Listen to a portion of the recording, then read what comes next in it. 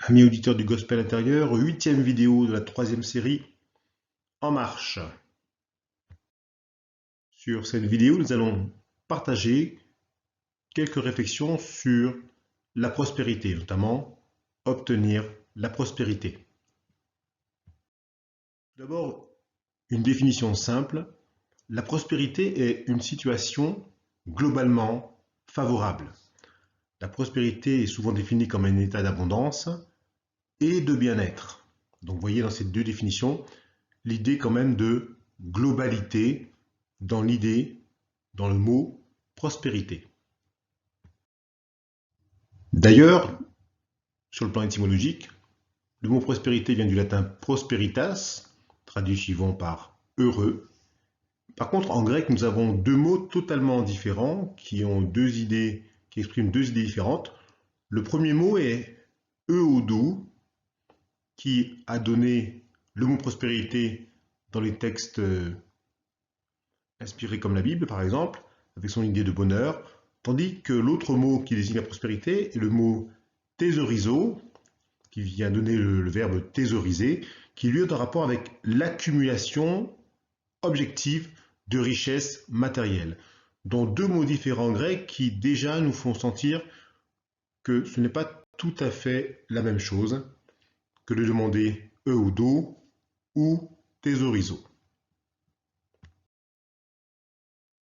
Clairement donc, dans le mot prospérité et dans la prospérité que l'on demande par sa pratique spirituelle, eh bien, on vise avant tout un certain équilibre global qui est contenu dans ces mots originels comme eudo. Et cette prospérité est celle qui véritablement et qui objectivement donne certes du confort matériel, mais aussi un vécu immatériel confortable. Du confort donc matériel, mais aussi un vécu immatériel confortable. En conséquence, quelques remarques. Eh bien, le riche qui est malheureux n'est pas dans la prospérité du divin. Le riche qui est avare n'est pas dans la prospérité du divin. Le riche qui ne dépense pas ses biens, qui les accumule et surtout sans partage ou même sans circulation autour de lui de ses biens, n'est pas dans la prospérité. A contrario, mais aussi de même, le pauvre, en tout cas celui qui lui-même se définit comme pauvre dans le besoin et qui se dit heureux dans la pauvreté, eh bien, n'est pas dans la prospérité du divin. De même, le pauvre qui est avare de ses rares biens n'est pas dans la prospérité du divin. Et encore, le pauvre qui ne sait pas donner, ne serait-ce que de sa personne, de ce qu'il est, ou même de ce qu'il a, même avec discernement, et ce pauvre qui accumule ses quelques biens comme par crainte ou par peur, n'est pas dans la prospérité du divin. Et c'est en ce sens que donc ces deux personnages, aussi bien le riche ou le pauvre, peuvent ne pas être dans la prospérité dont parlent les promesses, parce qu'en fait, cette prospérité se veut équilibrante et globale, à la fois dans le matériel et dans l'immatériel.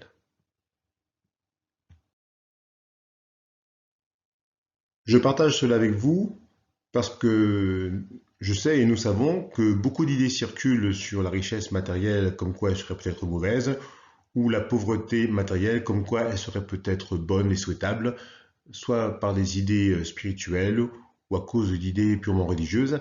Eh bien, sachez que dans les textes inspirés, quand on se penche sérieusement sur les textes, il ne s'agit pas non d'être pauvre et de rester pauvre, ou d'être riche et de rester riche. Il s'agit véritablement d'une recherche, d'une marche vers un état d'équilibre global qui va nous nourrir aussi bien sur le plan intérieur que sur le plan extérieur. En ce sens donc, la prospérité donne un confort à la fois intérieur et extérieur. La prospérité du divin, quelque chose qui se partage à l'infini et qui se multiplie à l'infini, tout simplement parce que elle fait agir la loi du don-recevoir dont nous avons déjà parlé antérieurement. Et donc, quand vous vous mettez en marche pour obtenir la prospérité, eh bien, par la promesse, par la pratique, eh bien, vous allez toucher à la source révélée de cette prospérité qui est toujours la même, qui est dans l'infini et qui est dans le bon, l'agréable et le parfait pour vous, pour vos proches, pour vos moins proches, pour vos lointains et même pour toute la création. Je vous mets ici ce verset qui contient beaucoup d'éléments que nous venons de partager en 2 Corinthiens 9:8. Et Dieu, le divin donc, peut vous combler de toutes sortes de grâces, afin que, possédant toujours en toutes choses de quoi satisfaire à tous vos besoins, vous ayez encore en abondance pour toute bonne œuvre. Tout est écrit, tout est dit, je vous laisse méditer ces paroles. En pratique.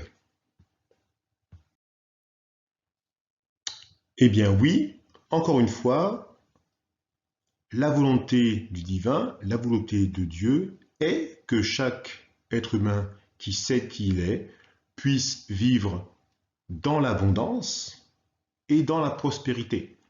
Et c'est en ce sens que la prospérité fait partie des promesses.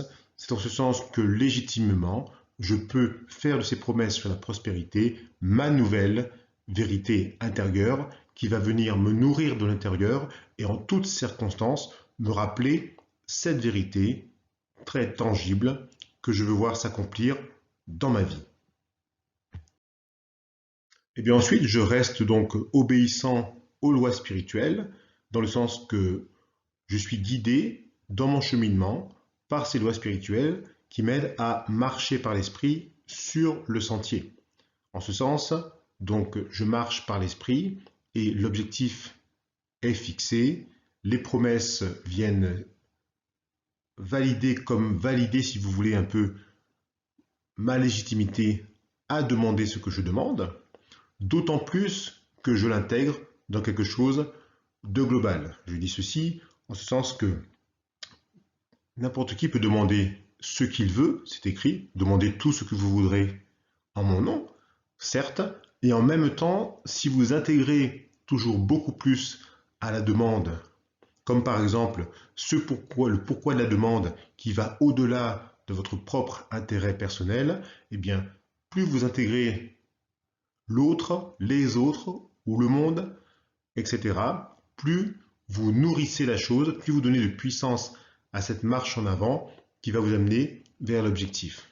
Par exemple, ça peut être par exemple avoir une nouvelle voiture pour pouvoir aller travailler confortablement et ne pas partir tous les matins dans la crainte de tomber en panne. Donc du coup, votre demande du véhicule va s'accompagner du fait que vous voulez aller travailler et donc il y a une promesse sur le travail qui dit que le trésor d'un homme, c'est son travail. Donc votre trésor, mon trésor et mon travail. Donc je suis légitime, par exemple, à demander une nouvelle voiture parce que j'en ai besoin véritablement. Donc ce n'est pas juste un artifice, mais même si ça l'est, encore une fois, si je l'intègre dans quelque chose de global, eh bien, je serai accompagné et entendu.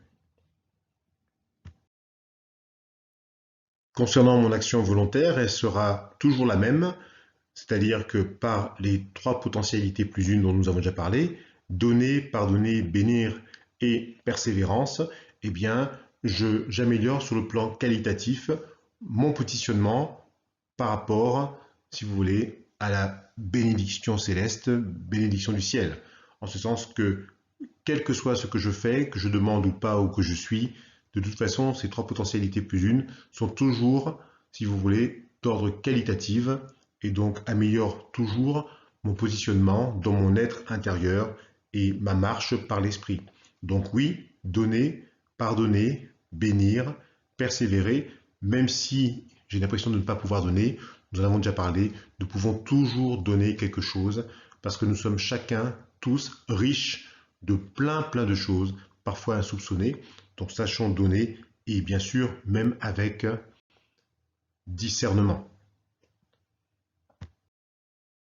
Enfin, sachons nous rappeler que la grâce du ciel est permanente et que nous recevons chaque jour toutes sortes de choses que nous ne méritons pas, dans le sens que nous les méritons pas spécialement, mais que nous les recevons presque naturellement, comme la vie qui nous anime, comme d'autres opportunités positives dont nous bénéficions, eh bien oui, savoir que ce que je reçois ou pas par ma demande ne va pas changer la grâce du ciel, le ciel en lui-même, mais va moi me changer par rapport au positionnement de ce que je suis et surtout dans ma façon de marcher par l'esprit, notamment, par exemple, par rapport à ce que je peux demander. Par exemple, vous pouvez être exaucé pour une demande en particulier qui va peut-être vous ouvrir l'esprit et le cœur pour vous faire comprendre que vous pouvez demander plus pour d'autres, pour l'autre, pour les autres, pour le monde entier et pour l'infini. Sachons donc nous rappeler que recevoir la prospérité, c'est recevoir la globalité de l'abondance du ciel. Et celle-ci peut s'exprimer de maintes façons, donc sachons rester large dans notre façon de considérer ce que nous recevons chaque jour et surtout ce que nous allons recevoir de notre demande.